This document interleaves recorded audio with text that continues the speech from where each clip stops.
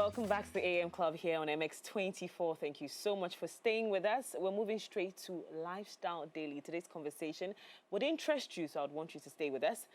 Thank you for always choosing us. My name is Miriam Udwaka-Mensah. Let's go straight into it. In the studio, but first of all, Jay, you sent some videos to us yesterday.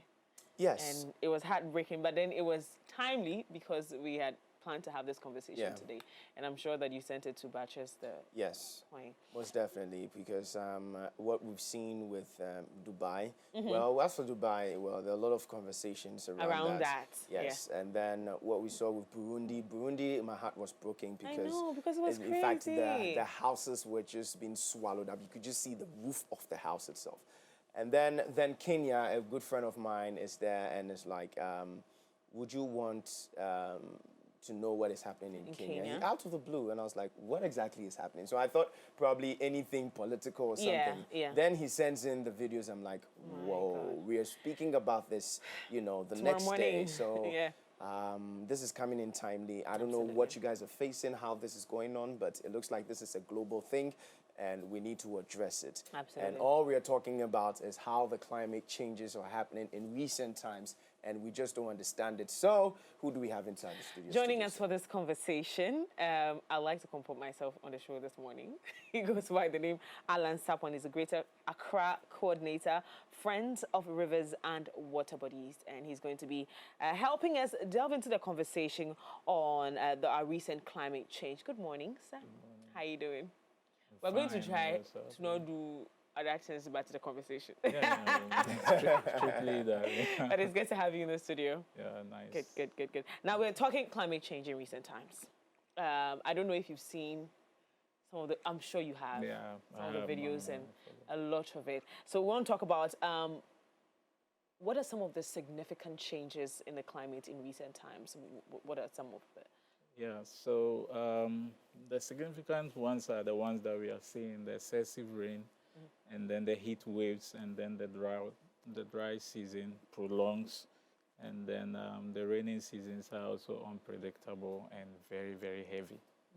Yeah, so our infrastructures are not able to contain them, and that is what you saw in Dubai and other places. Do you have an idea the exact issue that happened in Dubai, and what does it mean for?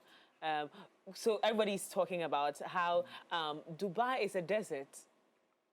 I mean, off the cuff, you think that, oh, this is a desert. Why is it raining over there, and why is there flooding? Do you have an idea what that conversation?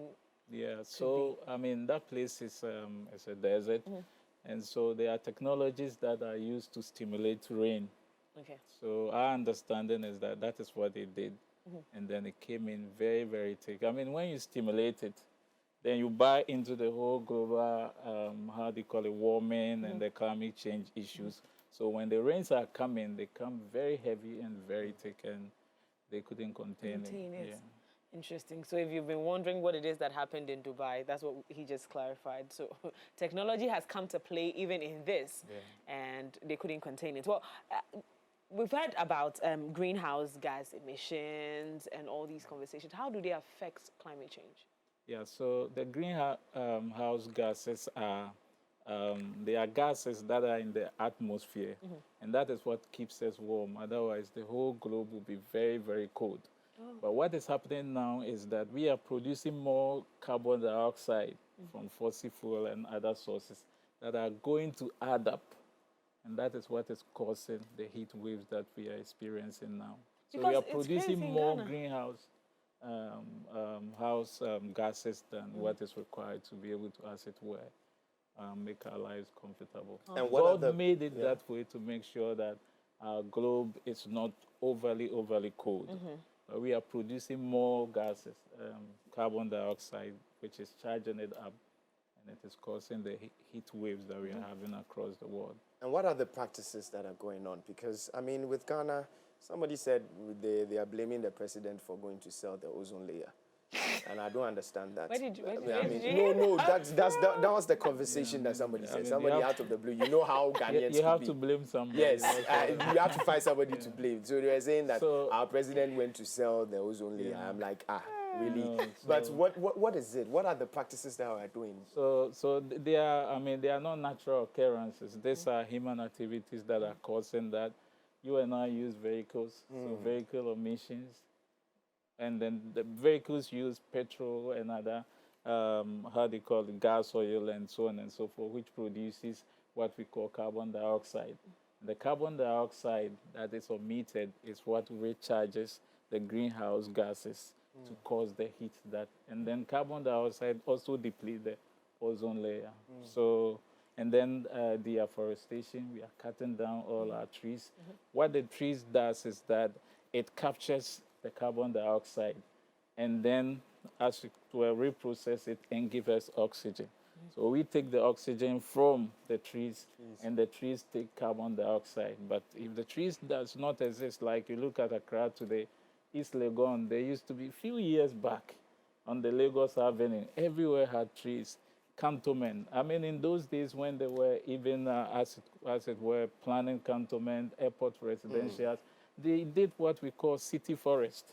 You see a small bungalow with a lot of trees. It was for a purpose, and especially that place also have the airport where you see a lot of planes coming in and out, emitting carbon dioxide. And the trees' responsibility was to capture that. But we are depleting, we are cutting down everything. Our forest reserves are gone. So it is not about the president. It is about all It's of all us. about us, yeah. We are buying more cars. We are driving more cars. Everybody wants to own a car, and so on and so forth. So this, and then we are building more factories, and factory emissions too are contributing to. So we are producing more harmful gas, carbon dioxide, than we are able to, as it were, capture or contain. And it is across the world, and that is what is causing the global warming, climate change, and so on. And so these are all human activities that are causing that development, even bad farming practices. Everything is being done wrongly. The greed of human beings, and then propensity to go beyond what is right, and so on and so forth. Yeah. So it's not about The one president, person. exactly. Maybe his vehicles who are contributing, Are contributing. and ours. Yeah. So we all are contributing. Now, Yeah. we have seen the floodings, we've seen the heat waves, that's what you call it, and a few other things. But let's look at the potential impact of the climate change in the future, say in the next 5 years. What could we be seeing if these activities continue? Yeah, so you'll be seeing more flood. And then, I mean, those of you who have been around Kita and those places, those towns and villages that existed some years back, because of the melting of the ice in the polar regions, sea levels are rising. And then experts also and scientists also say that when the heat gets warms up, it increases in volume. So it is taking away cities and towns across seashores and so on and so forth. And then food and water security too, because heavy drought is also drying our water bodies. And then the rains are not coming, and they are not coming at the right time. And so food security is also under threat. So, I mean, going forward, if serious and drastic measures are not taken, it doesn't look good at all. Look good at all. Now, speaking about drastic measures, so what are some of the things that you think that strategies or policies that our governments and organizations could, instigate so that at least we get to a point where these things are not going to cause. Yeah, so that is why these days there's a promotion of generation mix when it comes to energy production. So we are adding renewable energy. People are encouraged to use electronic vehicles. And then we are also in Ghana, I think almost every year we go around planting trees. Somebody says it's not about planting the trees, but we have to grow trees, don't just plant them and leave them. Yeah. So afforestation. And then also, how do you call it, proper land use, especially in Ghana. I mean, places are, every land or every location is meant for something.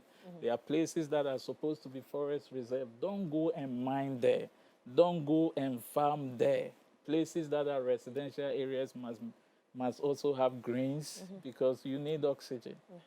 And then it will come from the trees. So these are some of the measures. And then we have a lot of environmental laws but it seems not to be as it were enforced. So we need to enforce our environmental laws.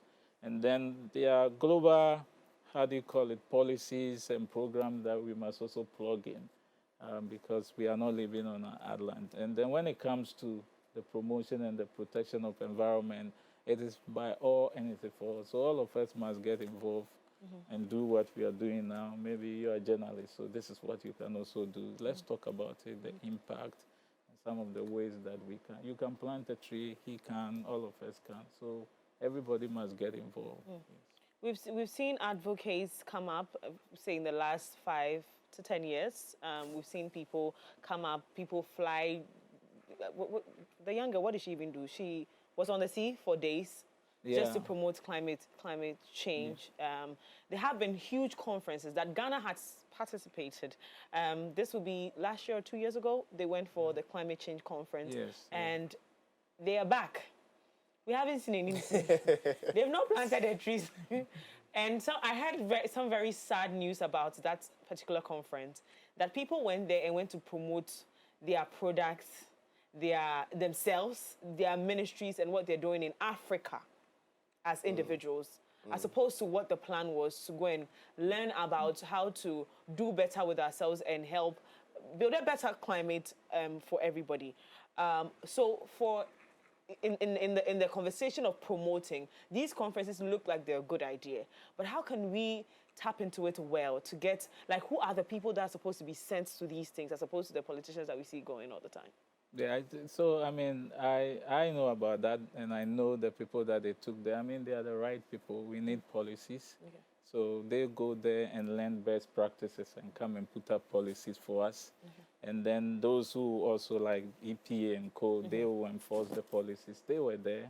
I believe some NGOs were there. So the right people were there, but I mean, you're talking about attitude here. You go for international conferences and people are out of the conference room looking for kinky and all that. So we need to get the right attitude because this is a serious thing. We are seeing it. If you go to Western region and Eastern region, some farms are being wiped away. Cocoa farms are being wiped away. Villages are getting flooded. It didn't used to be the case. So this is a serious thing and we must take it seriously. Otherwise, it will hit us very, very hard. And I know, I mean, those who are supposed to make sure that the people who went there come back and implement something. And then journalists, you people must also, as it were, punch them and criticize them constructively so that we can all get moving and then we can achieve something. Absolutely. Right from the conference, there hasn't been whatsoever any push. Okay, so I haven't seen, and because we're going to have this conversation, I did speak to a few people that I had an idea that would have participated in something like this because I know that's their area. And you see, their reactions were not, encouraging. So I went online, saw the people that went, and I'm following them to see what it is that they're doing with some of the, in fact, normal, like regular conversation, like tweets about the conference and what they might have learned there and what we should be doing. If it's not being embedded in any policy just yet, at least individuals that participated, you would think that they would start having conversations that will help. Like when we go for these Grammy Awards, right? And you were there, and everybody knows that you went for Grammys. You will talk about it till next year, right? Yeah. And that's the same energy we are demanding. That let's see some sort of, in fact, if the government is not ready to implement anything, let's see some sort of proactivity from these individuals. We are talking climate change here on the AM Club. So if you've just joined us, you made a right choice. Also send in your comments and your reactions to what we're some of the conversations or any of the conversations that you find interesting, and you can contribute to how the heat level. I was speaking to, we're having a conversation yesterday on the group, and we're talking about how hot Ghana is. Can we just get one more rain to calm the system because it's crazy? Then we see these floods, and we're like, no, we don't want this rain because we don't know how much we can contain. We've seen flooding in Ghana, and it's not even a joke at all. Yeah. As a country, what could we do? We've seen it on the global scale that we should plant more trees, we should do this, we should do that.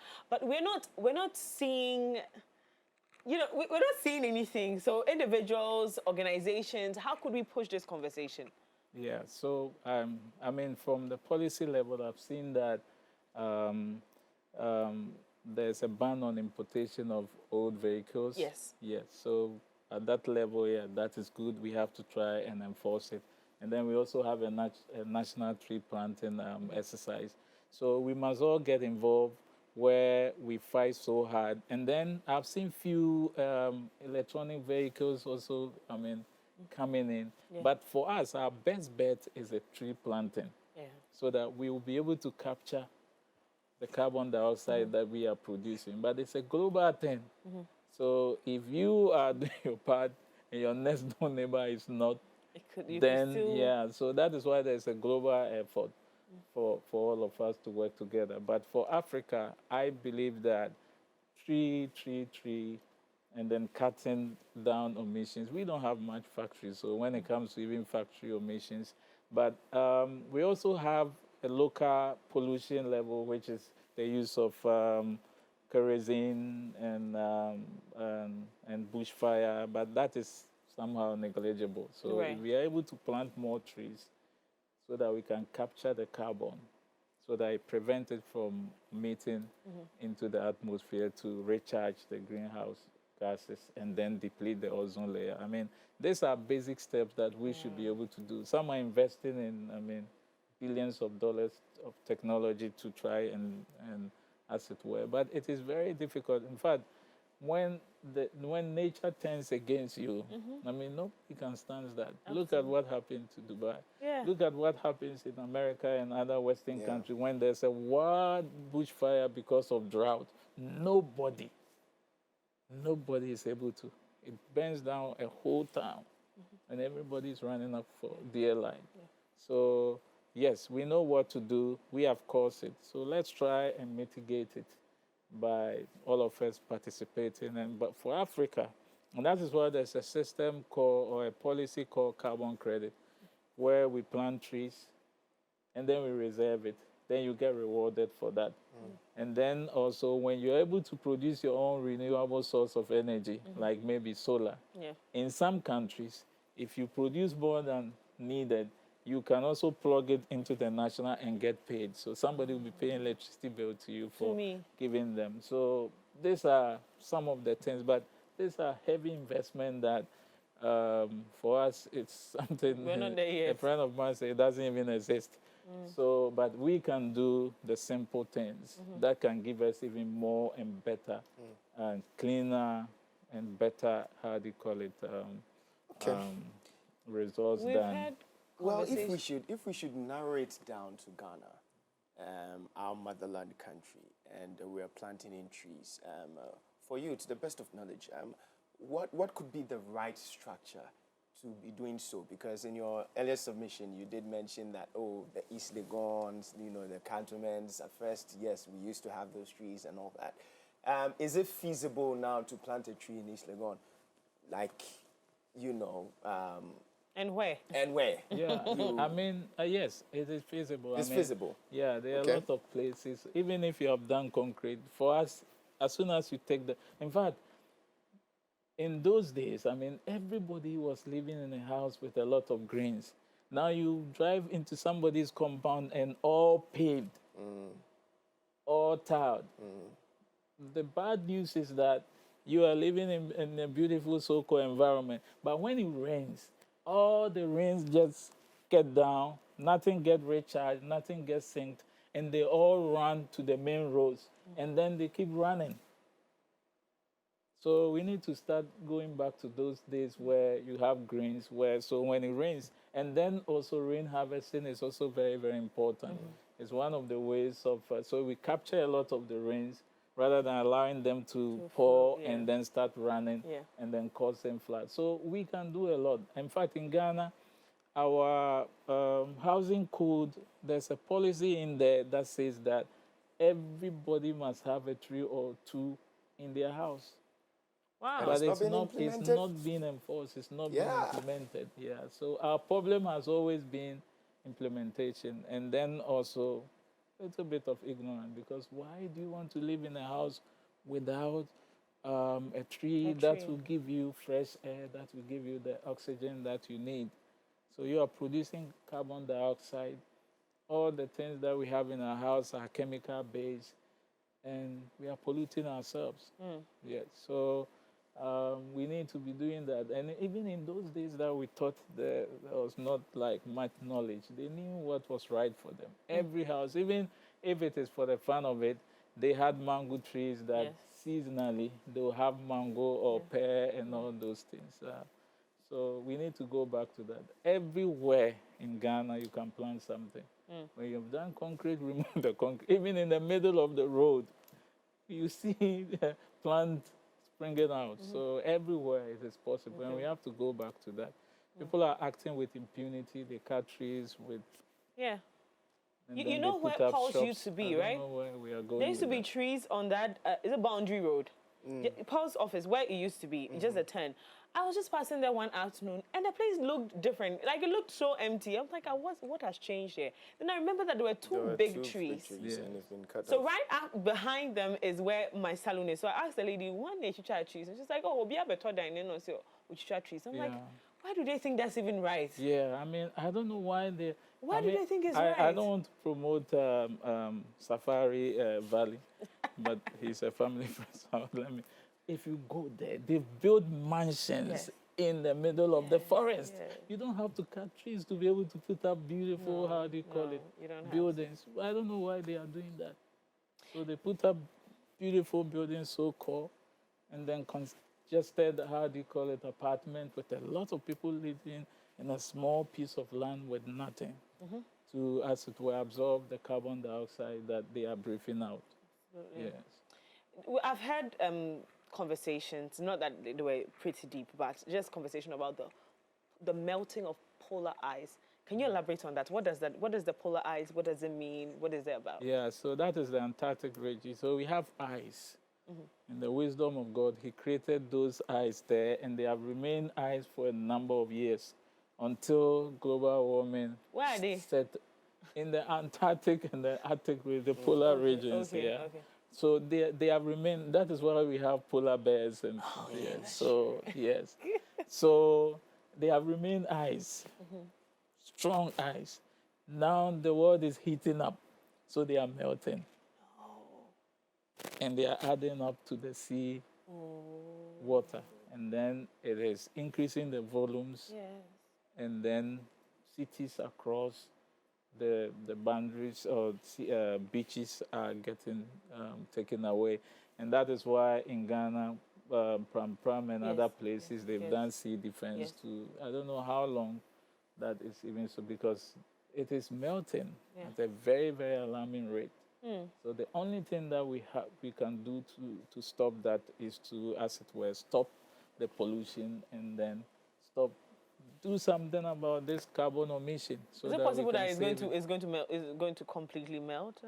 It is possible. It keeps melting. If you just Google it after this interview, and you see it is very, very alarming. That sometimes they say the most miserable people are knowledgeable people.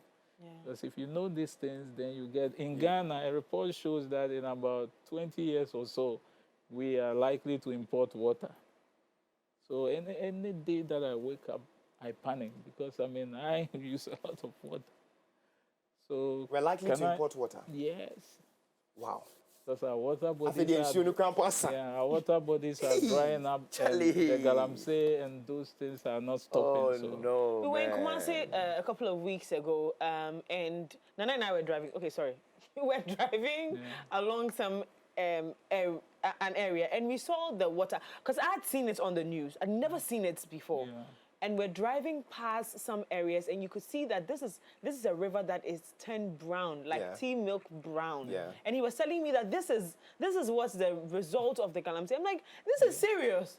And then he literally drove me past some areas to see how big the thing is. And I'm like, no, this is sad. And people live in these areas. And mind you, some of these people live on this water. So this their source of, the only source of water. So you have to fetch it, put it down for it to settle to use. Note that there are chemicals in this water. So people are dying of diseases that they don't understand, but these are the... And it's from our own practices. Oh my God. Wow. It's unnecessary. I mean, if you want to mine, you can mine and leave the water bodies out and mine. So I don't know why people decide to mine. And even the most serious one is they even divert the course of the water, and then the water bodies get dried up. No. Diverting to where? If So, I for should example, if it is this is the water bed, they divert it so they can easily mine here. Mine here. Yeah. Wow. So they'll This is just what Ghanaians cut- are doing to ourselves. This is what we are Wow. doing, and then they get dried up. Well, this is alarming. Already there's global warming, Yeah. which is almost practically drying everything up in off seasons. But we are even creating more problems than even what global warming is doing, climate change. Looks like in no time our coastal communities are going to disappear. Yeah, How many years are we putting on that one? I don't want to scare I don't want to anybody, but I also know that especially Ministry of Ministry of Works and Housing. I mean, they have a lot of proposals to do a lot of sea defense projects across. So you can see, so they are running against time to as it were protect the coast. Yeah, but I don't know how long it will take for us to be able to do that, and how sustainable that is, will be the even sustainability. if it is not done well, then. Could we also touch base on tidal waves as well? I mean, with respect to the coastal lanes, because there's been a time where, we've had news, alarming ones, that those even living on the coastal side should get prepared, they should move, they should vacate and all that. With respect to climate change as well, could you just touch a little bit on the tidal waves as well? Yeah, so preparedness is also part of the, how do you call it, the whole strategy to be able to contain, how do you call it, climate change, global warming, and its effects. So, so the sea defense is one, and then also moving people and relocating people who are likely to face, if we are not able to respond swiftly enough, who will be affected. They are being advised to move, but I mean, people have lived in places all their lives, and then so it's difficult. The other issue is to where, because we've seen it in this country several times that they're moving people and it's almost as if they don't give them anywhere to go at all. It just give you some small money to figure it out. So that's what's stopping. Yeah. That's also what's stopping people. Because we're human beings. If we understand the intensity of what is coming, we would want to move out of such an area before. But the country planning. Okay. So it all comes back to resource. So if you have to move people, thousands and hundreds of people, I mean, you have to provide accommodation. Already our budget is so tight, so we have to somehow be inhumane and say, go and look for a family member. Yeah. Or and when the spillage happened, I mean, we suspected that people were even coming to, as it were, the bigger cities to live with their family members. And if there's a potential of outbreak of cholera or any other disease, they would have easily spread it because we couldn't contain them. There were too many.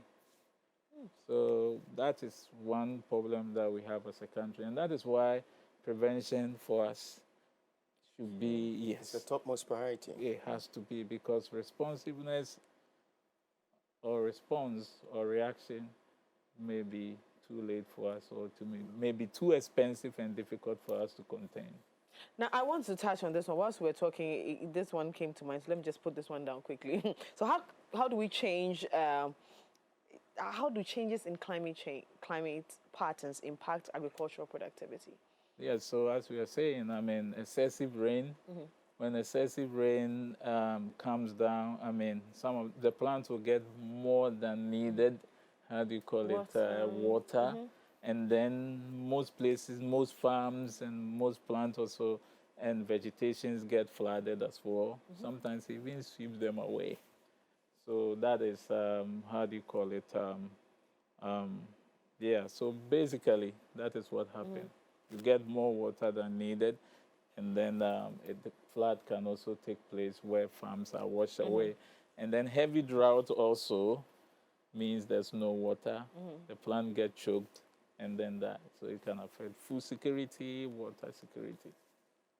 We are actually in trouble if you do understand. And again, our plan is not to scare anybody, but we are trying to create awareness on the climate change. If you're just joining us, thank you so much for doing so, but you missed a bigger part of the conversation. But you can always go on X and follow the conversation. We're here on MX24 having a conversation on climate change with Mr. Alan Sarpong, and he is helping us. Media, I just get scared with these things. That's why I don't read about these things a lot. Because they're really scary. Some of it looks like this can never happen now, you know? Yeah, Then all it's of a sudden happening. you see, because whoever thought that Dubai could get flooded? Whoever thought?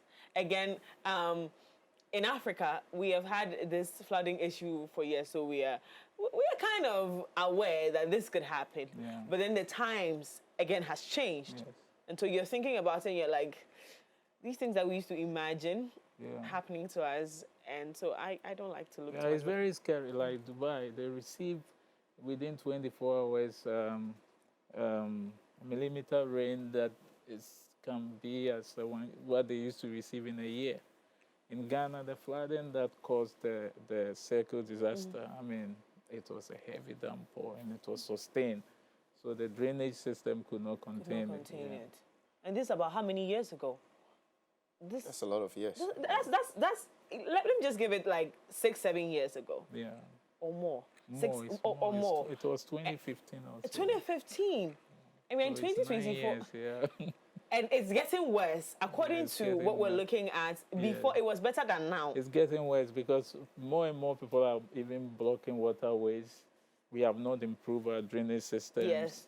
We are still choking our gutters and drains with whatever you can imagine. So anytime we are running to the rainy season, then there's a rush to distill gutters and all that. But I mean, it's not sustainable. It's not sustainable.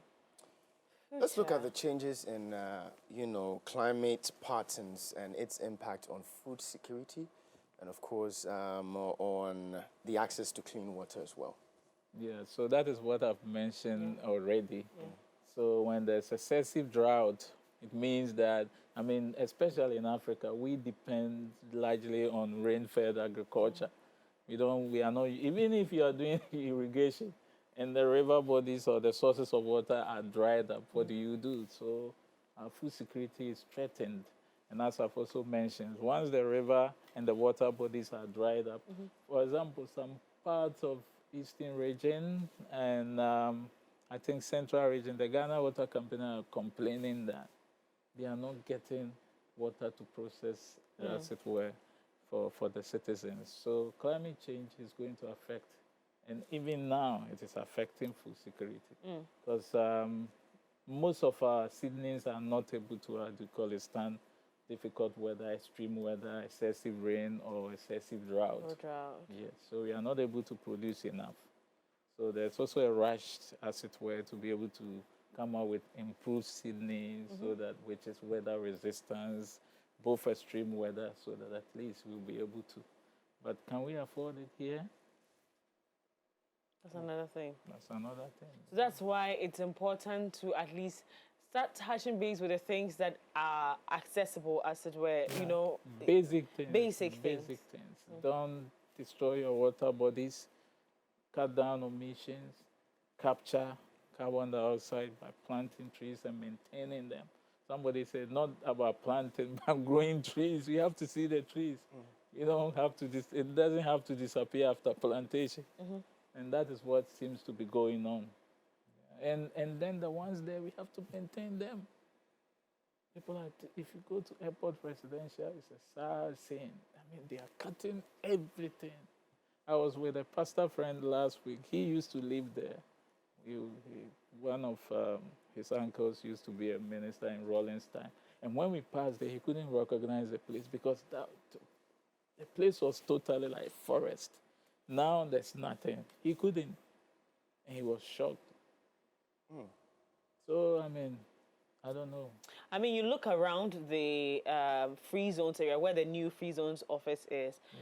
I remember when, so Kuala is on the side, right? So you'd see the trees around that area that the Free Zones office is now, with trees on that stretch all the way to the American Embassy. Sure. But right now when you go around there, it's empty. I mean, you look on the other side where Alisa Hotel was, look on that side, that whole area has also become a building area. You look on the left side towards where Metro TV was, and I'm giving these landmarks so you see where the areas.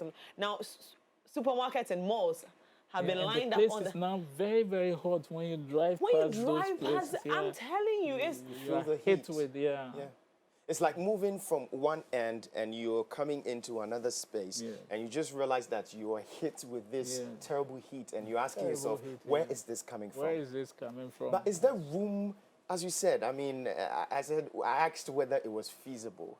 But you see, it looks like there's this competition of just cutting down the trees. With impunity. Yes. We don't seem to care. Yeah. In fact... so it's just a behavioral attitude. In fact, last 2 weeks or so, I was with this gentleman, and then where I work, he was trying to give us an idea how to beautify the place. And the first thing that he said was, like, we can cut down this tree. I said, no way, you can't do that. Even AMA came here. I was the one who stopped them. They came to trim it. I said, don't trim it. He said that when people are complaining that branches are falling on their cars, they shouldn't pass here. They can use other places. Yeah. I mean, what is the value of that lousy car? What car is that? There's no car that is bigger or important than what is giving us oxygen. So let them go and pass somewhere else.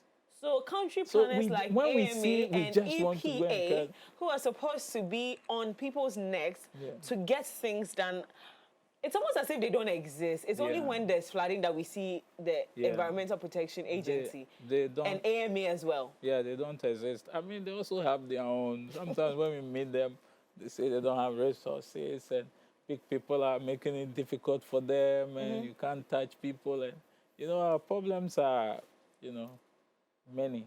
And it will take some of these things that we are doing. Yes. Maybe the big man who is stopping the EPA guy from stopping somebody from cutting a tree doesn't know the implications of the actions.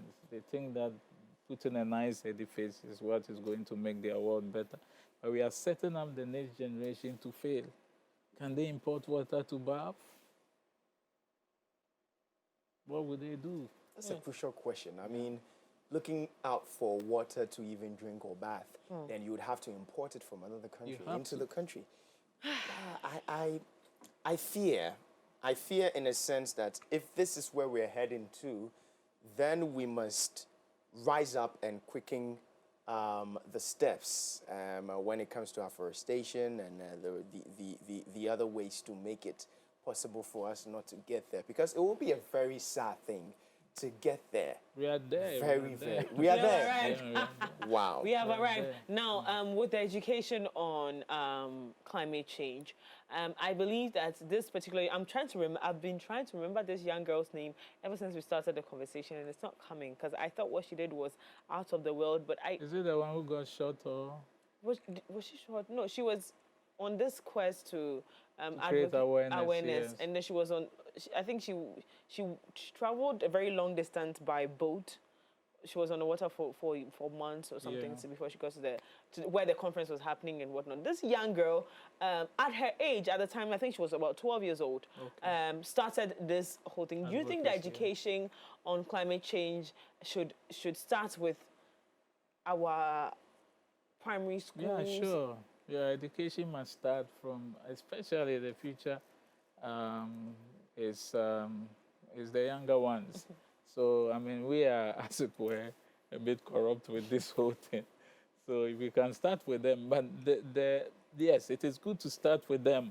But I believe that we need to also be told the reality, because if you are not careful, we will sabotage the future for them, and there will be nothing for them to even, as it were. They will know about it, but there's nothing they could do. But they have to, so that at least among them, the little things they are also doing to, as it were, contribute towards that. Yeah. So at each and every level, and enforcement is also very, very critical, because some people are very difficult. And you know, this whole climate change agenda to, as it were, save the planet is also in collusion with existing industry, existing interests, and all that. Somebody was saying that, so if we promote electronic cars, then we have to go and buy new cars. Exactly, and these factories have to be set up. Industries are going to, as it were, I went to one Africa countries, and they've banned the use of plastic. So you won't see such a plastic bag. You buy something from the shop, it is put in a paper bag, and so on and so forth. And I was asking one government official, it was tough because, I mean, they had to fight certain industry players, big players, to be able to implement that. So it's not as if it's just going to be a walk in the park to be able to implement some of this. But so that is what I'm saying, that the simple thing is plant trees, maintain our greens. Even Achimota Forest was threatened at a point. Why do you want to? People just wanted to destroy it. They are seeing a land. They don't see any value in, how do you call it, leaving the greens there. It is not even a forest. It's green, and it is important. There are a lot of water sources there that is supplying the whole Accra. If it is cut down, those sources will be dried up, and I'm not sure. Yeah, certain parts of Accra may not even get water in their homes, and people are aggressive. So we just want to take about a few meters in there, and then they will be encroaching. So we seem not to understand or know the value of having these greens. And so, which agency in Ghana can drive this conversation as to where to make sure it is heard as much as it should? Yeah, so, I mean, obviously, you put it on the doorstep of maybe Ministry of Environment. They must lead.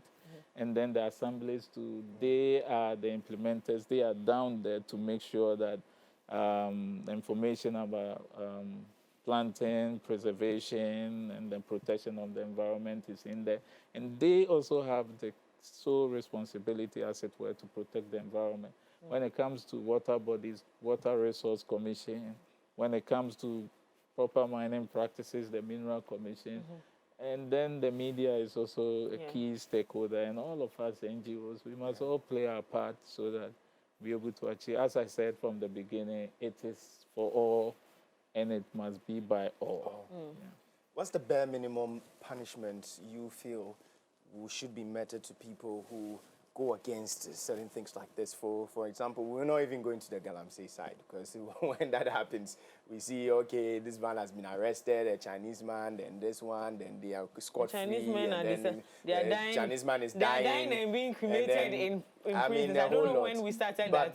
But for a fellow Ghanaian who goes down and decides to cut a tree, I mean, that's why I really, really love. Now I would respect this guy who decided to go for the Guinness Book of Records to hug how many trees. Oh, yeah. Now I understand why he was hugging the tree in the first place. So trees are very important. There's a saying that when the last tree dies, the last man also dies, because it is the tree that gives us the oxygen that we breathe. So without it, So as for punishment, I mean, in our books, there are punishment for breaking environmental laws. They are there.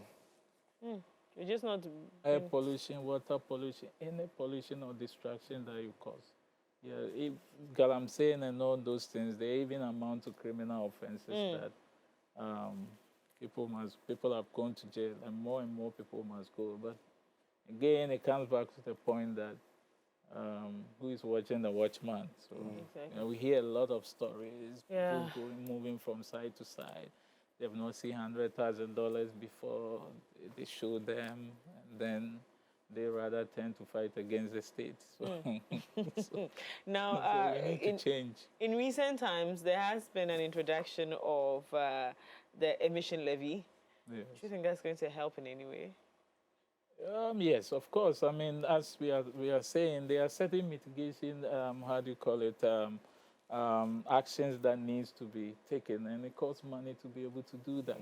Yeah. So if we are going to find alternative energy production, renewable sources of energy. Yes, of course. And then also we are polluting the environment. Kyoto Protocol says the polluter pays.